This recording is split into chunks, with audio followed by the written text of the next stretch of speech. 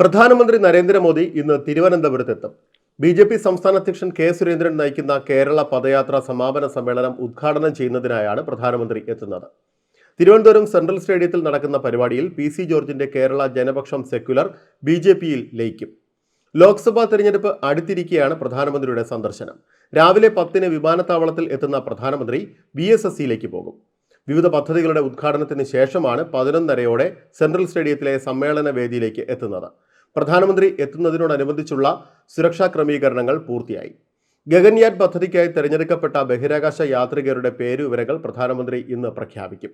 തിരുവനന്തപുരം VSSയിൽ വെച്ച് നരേന്ദ്രമോദി ഗഗൻയാൻ പദ്ധതിയുടെ പുരോഗതി വിലയിരുത്തും. ബഹിരാകാശ സഞ്ചാരികളായി തിരഞ്ഞെടുക്കപ്പെട്ട 4 പേർക്കും ആസ്ട്രോനോട്ട് ബാഡ്ജുകളും പ്രധാനമന്ത്രി സമ്മാനിക്കും. 4 പേരും ഇന്ത്യൻ വ്യോമസേനയിലെ പൈലറ്റുമാരാണ്. ഇതിൽ ഒരാൾ മലയാളിയാണ്. പ്രധാനമന്ത്രിയുടെ സന്ദർശനത്തിന്റെ ഭാഗമായി ഇന്ന് ഉച്ചയ്ക്ക് 2 മണിവരെ തിരുവനന്തപുരം നഗരത്തിൽ ഗതാഗത നിയന്ത്രണം ഏർപ്പെടുത്തി. Domestic airport, Shanghumukham, Kochuveli, south Thumba റോഡിലും ഓൾ സെയിൻസ് ജംഗ്ഷൻ മുതൽ പാറ്റൂർ, പാളയം, പുളിമൂട് വരെയും വാഹനങ്ങൾക്ക് നിയന്ത്രണമുണ്ടാകും. സെൻട്രൽ സ്റ്റേഡിയം പരിസരത്ത് വാഹനങ്ങൾ പാർക്ക് ചെയ്യാൻ അനുവദിക്കില്ല. കേരളത്തിലെ പരിപാടികൾക്ക് ശേഷം ഉച്ച കഴിഞ്ഞ് തമിഴ്നാട്ടിലേക്ക് പോകും. തിരുപ്പൂരിലെ ബി.ജെ.പി. പൊതുയോഗത്തിൽ അദ്ദേഹം പങ്കെടുക്കും. 4 മണിയോടെ ഹെലികോപ്റ്ററിൽ മധുരയിലേക്ക് പോകുന്ന നരേന്ദ്രമോദി ചെറുകിട ഇടത്തരം വ്യവസായങ്ങളുമായി ബന്ധപ്പെട്ട പരിപാടിയിലും പങ്കെടുക്കും.